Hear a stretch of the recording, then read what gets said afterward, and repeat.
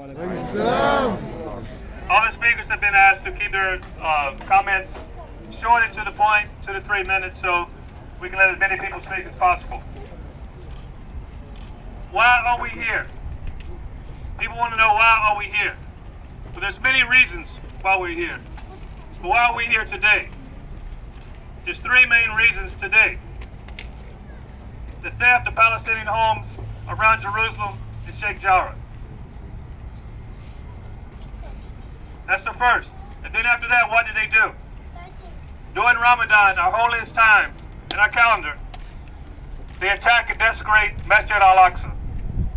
What other community would stand for this? What other church or synagogue would allow that to happen without a community in a big uproar, an international uproar? There'd be hashtags all around. What do we say for Al Aqsa? The attack and blatant desecration of Masjid Al Aqsa and the bombing of civilian homes in Gaza, killing many innocent women and children. This is why we are here today. Don't ask me about Hamas. Every time this happens, you have someone showing up asking me about Hamas. Don't ask me about Hamas. Israel's killed more people in the past 36 hours than Hamas has killed over the past 10 years. Let that sink in. There's no both sides to this. It's not a conflict. It's really one-sided. Israeli apartheid, ethnic cleansing, and war crimes. That is what's going on. So if someone fights back with a rock, a homemade bomb, or whatever they can do by any means necessary, that's not a conflict. It's not a war. That's not a real war. People are trying to survive. And Joe Biden, predictably, the other day said the Palestinians have a right to defend themselves. And I give the media credit. He was asked, do the Palestinians have this same right? And his administration stutters and stumbles all over themselves without giving the correct answer. Because it hurts them to see the humanity of Palestinians. They can't do it. The only one on the political stage I've seen do it on a large scale is Bernie Sanders. And they got rid of him. And my main point, besides saying why we're here today, is highlighting the fact over the past summer or two, we've seen a rise in Black Lives Matter. We've seen a rise in fighting and addressing racism, white supremacy, calling it for what it is, and having political changes. Now it's time to include its baby brother, Zionism. Zionism is racism.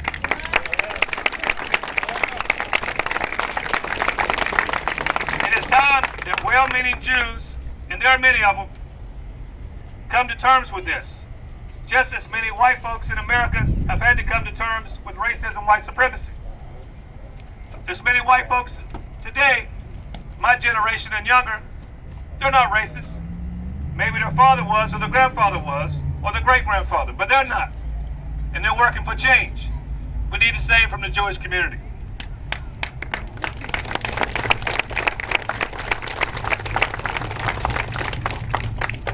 Racism, let us not forget, is the original sin. Zionism is racism. But Shaitan refused to bow down to Adam because what he was made of, who he thought he was. That's the first sin. And that's what you see going on with these Israeli settlers. They think they're better because they say, personally, I don't even think many of them are Jewish, they're just going there for a place to stay. But they think they're better than the Palestinians, so give me your home. I'm better than you, get the hell out of here. That's the devil at work. We have to call it for what it is.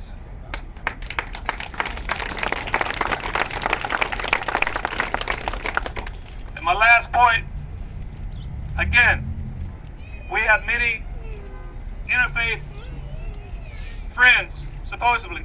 We have many political allies, supposedly. But where do they stand? Where are they? Let me use this quote. In the end, we will remember not the words of our enemies, because we know who they are. the silence of our friends. So I say, speak up. Say it loud. Free Palestine. Free Palestine. Free Palestine! Down with Zionism. Down with Zionism! Down with Zionism. Down with Zionism! Palestinian homes matter. Palestinian homes matter! Palestinians matter. Palestinians matter! Thank you. Assalamu alaikum. Allahu Akbar!